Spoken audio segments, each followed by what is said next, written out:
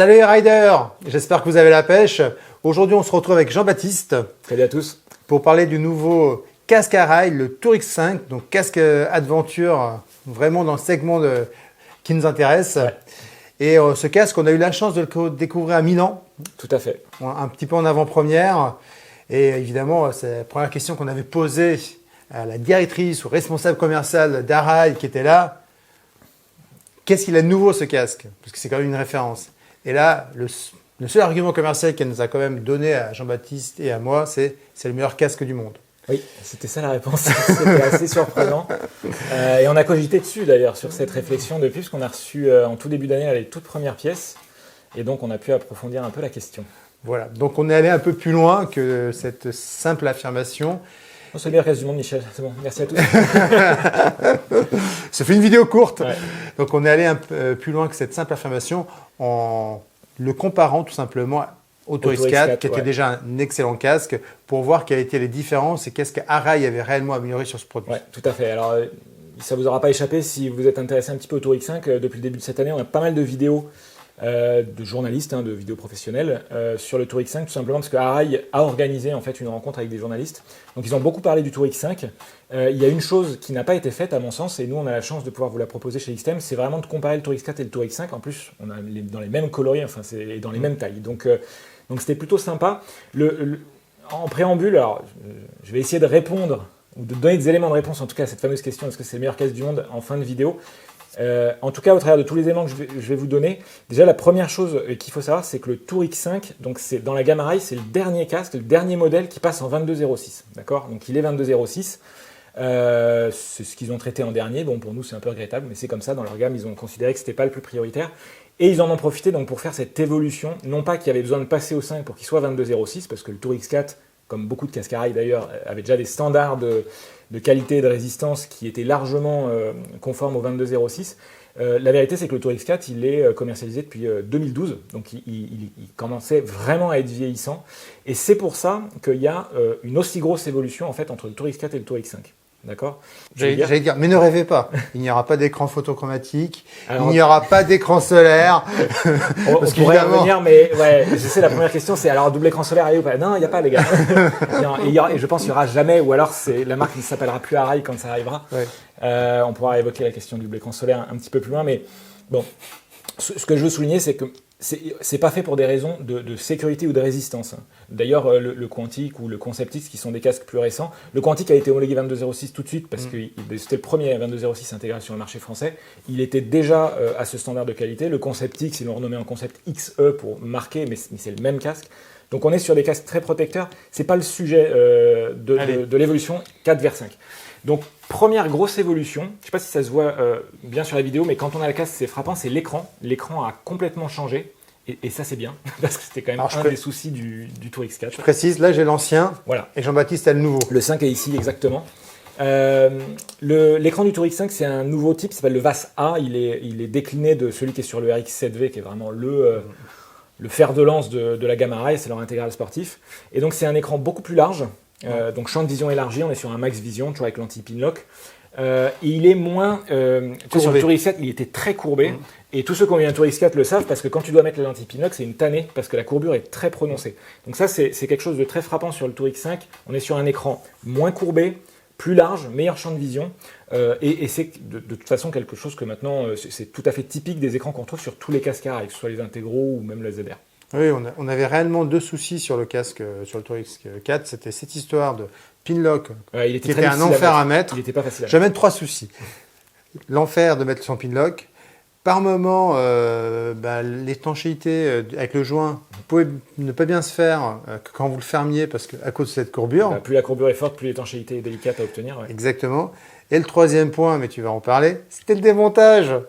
Alors le démontage, ils ont bien progressé sur le démontage, parce que c'est vrai que le Tour X5, bon, je saute un peu des étapes, mais c'est pas grave, il a quand même cette vocation, comme maintenant tous les casques qu'on appelle un peu dual sport, on veut un casque polyvalent. Et donc ils sont dans cette optique de, bon là il est dans sa configuration standard, avec la casquette et l'écran, mais tu peux enlever la casquette pour en faire un genre d'intégral, tu peux aussi enlever l'écran et mettre un masque à la place pour être plus en config off-road, chemin, on va dire. Donc il a 3 configurations, mais ça c'est la standard. Et effectivement sur le Tour X4, moi j'ai rarement vu des gens l'utiliser dans d'autres configurations que celle-ci parce qu'il était un peu casse-pied à démonter. Là-dessus, comme vous le voyez, hein, le démontage se fait sans difficulté. Il y a toujours quand même besoin d'une petite pièce ou d'un tournevis pour ôter la vis qui tient la casquette. Et après on est sur des mécanismes, alors toujours très complexes chez Arai, mais dont le fonctionnement, moi j'adore, il est extrêmement fluide et performant. Je veux dire, ça se fait très bien pour enlever et remettre l'écran. Voilà. Donc ça c'est pour la partie écran. Vraiment gros changement sur le Tour X5, c'est l'écran. Après, c'est dans la continuité, je dirais, la coque a énormément changé. La coque, moi tu évoquais Milan où on a découvert ce casque, je l'ai essayé. Quand je l'ai enfilé, j'ai été très déconcerté, on va dire, pour pas être trop péjoratif. C'est vraiment très déstabilisant si on a eu l'habitude d'un Tour X4. Parce qu'on ne se retrouve pas du tout dans le même univers. Moi j'aime beaucoup Arai, je roule Arai depuis longtemps, et j'ai un casque un peu touring long range, j'ai un QV Pro, donc c'est un modèle qui n'existe plus, mais c'était un intégral très routier.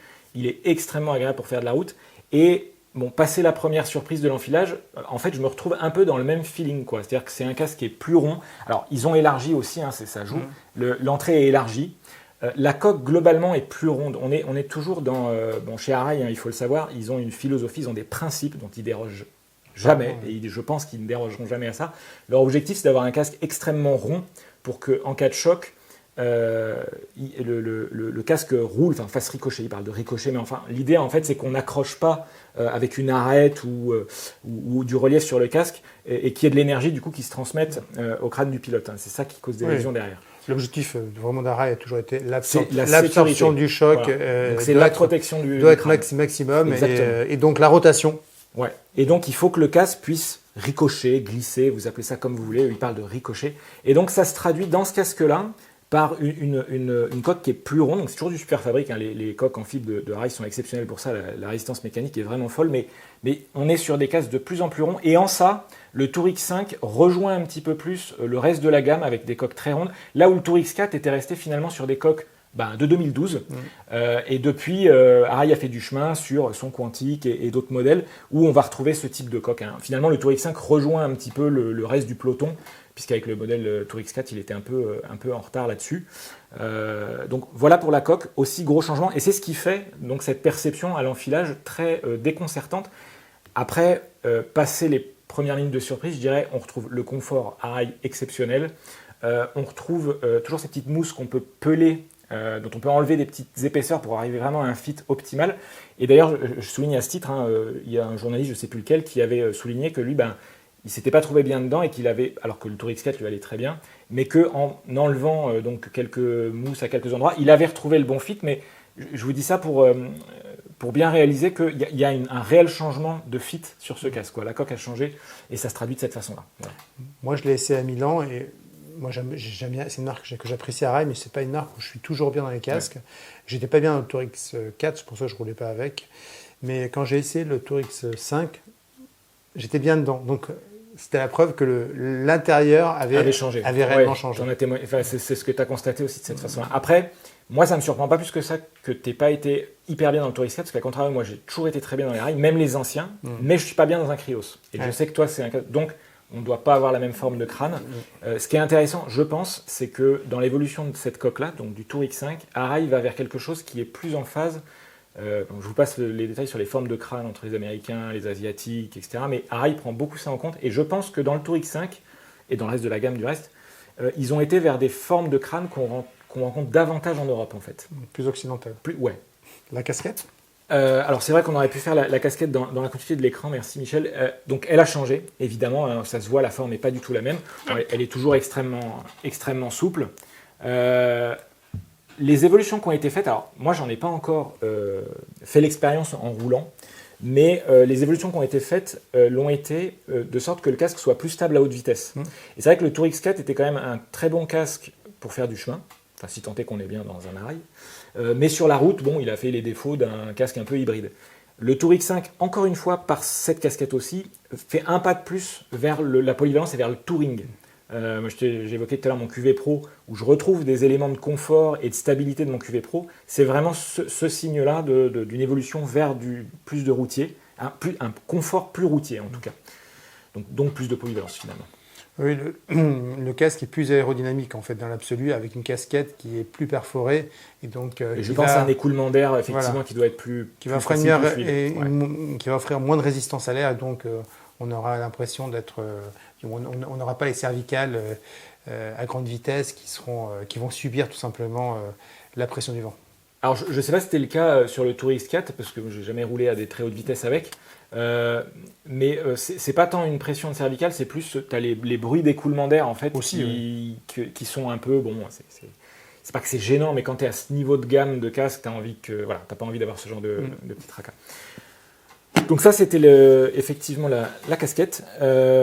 Juste pour continuer dans les éléments qui suivent derrière avec la coque, on a davantage de ventilation. Les casques Arai sont toujours extrêmement ventilés par rapport à des équivalents d'autres marques. Moi je trouve que la ventilation est énorme en froid. D'ailleurs en hiver j'ai un peu tendance à avoir froid avec le QV Pro tellement il est ventilé. Je vais pas m'en plaindre, mais c'est une caractéristique des Arai. Là sur le Tour X5, ils ont augmenté le nombre de ventilations. On retrouve d'ailleurs certaines qui sont tout à fait typiques de la nouvelle gamme. Je ne sais pas si tu le vois là. Tu vois, ça on l'avait sur le Quantic. C'est quelque chose c'est une nouveauté qui est arrivée avec le Quantic. C'est le logo Arai en surimpression sur le front qui dissimule une ventilation. Évidemment, la ventilation du menton qui a été redessinée. Tout le travail qui est fait sur l'écoulement de l'air dans le casque est vraiment très important.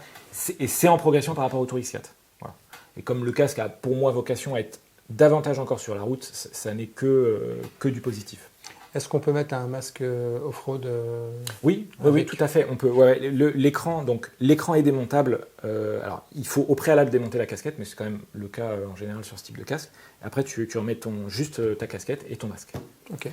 Après, petite remarque, tu vois, c'est vrai que sur ce type de casque, on a souvent derrière des petits ergots ou des petites choses qui aident au maintien du bandeau silicone du bandeau avec les petits inserts en silicone de ton. Bon, là sur le Tour X5, il n'y a pas. Mais j'ai envie de te dire, c'est pas une surprise parce que encore une fois, Arai ne veut pas créer d'arêtes ou de points d'impact ou de rotation sur ces casques. Donc on reste sur une coque la plus ronde qui soit. J'allais dire la seule entorse qu'ils ont fait à ce principe-là, elle est vraiment minime, c'est qu'ils ont rajouté une petite zone plate sur le côté du casque. Alors c'est à gauche en réalité, pour mettre un intercom. Et ça, c'est plutôt bien vu, parce que, effectivement, sur le QV Pro, où j'ai des espèces d'arrondis un peu foireux, l'intercom se retrouve collé très haut. C'est pas gênant à l'usage, hein, surtout que j'utilise en commande vocale. Mais bon, c'est un petit détail qui est à souligner. Ils ont prévu quand même une petite zone plate pour coller l'intercom, donc ça, c'est pas mal. Je crois qu'ils sont allés un peu plus loin aussi, c'est qu'ils ont même prévu que l'intérieur soit conçu pour recevoir un intercom. Ouais, tu as raison, tout à fait. Alors, déjà sur les précédents, mon QV Pro qui date, j'ai pas eu de difficulté à installer un intercom, mais ils ont effectivement progressé sur les passages de câbles dans le casque, sur le dégagement qu'il y a dans les écouteurs pour mettre des écouteurs, même des écouteurs assez épais de qualité. Donc l'installation d'un intercom actuel, je dirais moderne, est vraiment très facile. Ça, il n'y a aucun souci là-dessus. Ok. Au niveau du poids, c'est comment? On fait voir un petit peu. Alors, le sous-pèse. Il a pris un tout petit peu d'embonpoint. C'est la norme? Je suis pas sûr que ça soit la norme. J'ai vraiment. Alors, je me suis pas calé sur les poids qui sont communiqués par les argumentaires commerciaux. On avait la chance d'avoir pas mal de casques en stock, donc je les ai tous pesés et en taille médium. Donc là, par exemple, entre ton Tour X4 et ton Tour X5, on est de 1625 pour le Tour X4, on passe à 1671 grammes, donc taille M. Donc il a pris une trentaine de grammes. Ce qui est, si tu arrives à le ressentir, t'es balèze.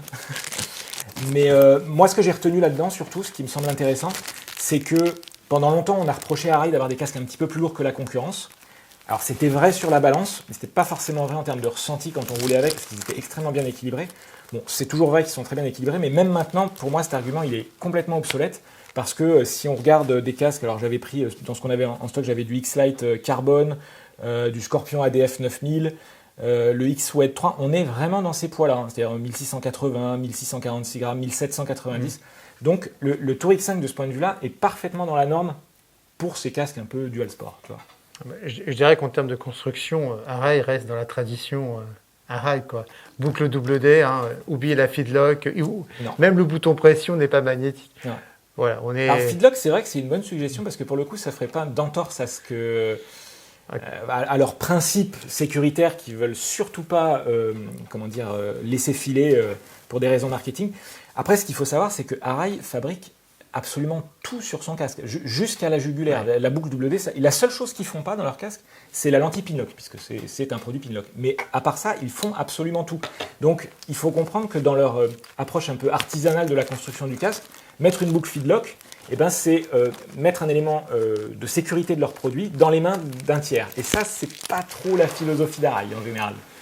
C'est pas très Arai. Bon, en tout cas, en taille M, il va très bien. Donc, prenez votre taille habituelle. Oui, ça, il n'y a pas...